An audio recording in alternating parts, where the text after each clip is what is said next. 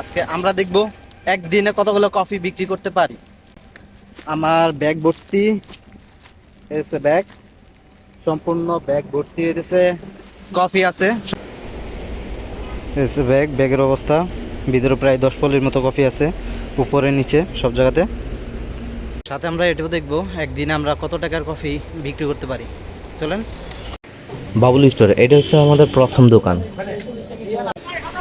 Coffee কয়টা দিব? দুইটা। ঠিক আছে, দুইটা কফি।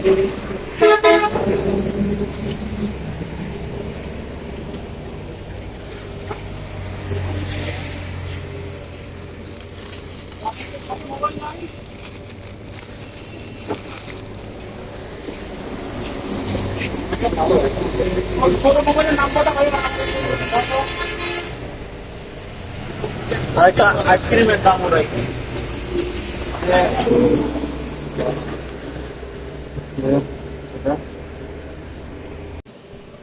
ভাই 1000 টাকা নোট দিছে, এদিক দিয়ে আমার ভাঙতি নাই।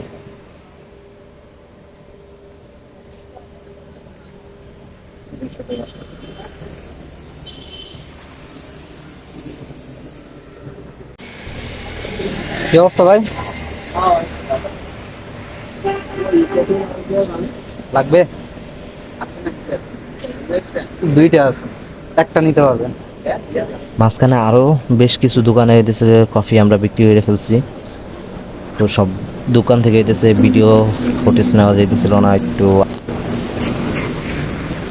স্টক শর্ট করবো ভাই, স্টক শর্ট করবো খুব শীঘ্রই, মাত্র এই সাপ্লাই দিতে পারতেছে না।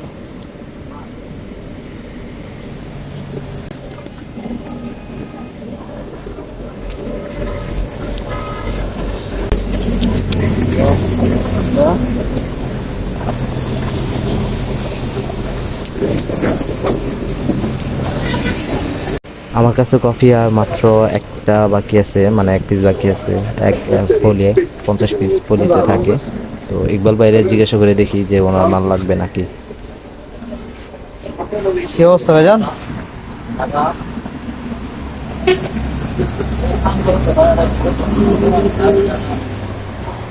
আর তো আছে, দেখা যায়।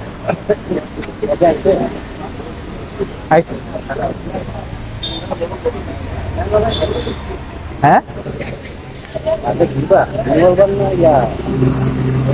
আমি তো ভাবছি যে মাল শর্ট আছে দেখে আমি কইলাম যে তেলে লয়ে যায় একটা বাকি গুলা দিয়ে দিছি।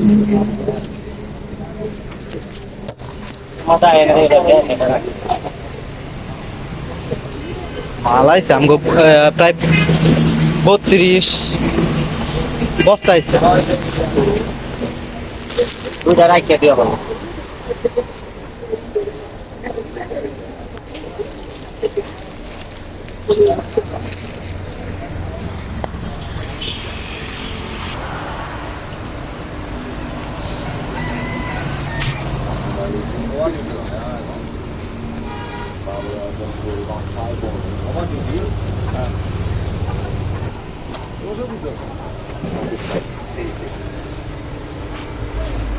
ঠিক আছে,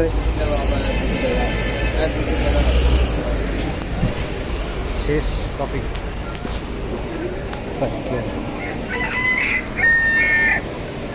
কফি বিক্রি শেষ, এখন বাসার দিকে চলে যেতেছি। আর একটা বিল নেওয়া বাকি আছে। সকালে একটা দিয়ে গেছিলাম, পরে বিকেলে আসতে সময় আরেকটা দিয়ে আসছি। এখানে দুইটার মধ্যে হইতেছে, একটা কফি দাম দিচ্ছে আর একটা কফি দাম তোলা বাকি আছে, এটা তুলে দেন বাসে চলে গেল। ওয়েদারটা একদম অসাম না?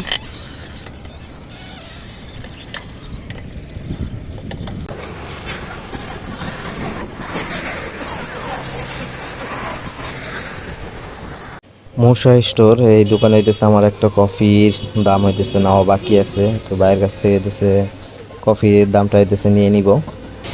ভাই একটু ব্যস্ত ছিল।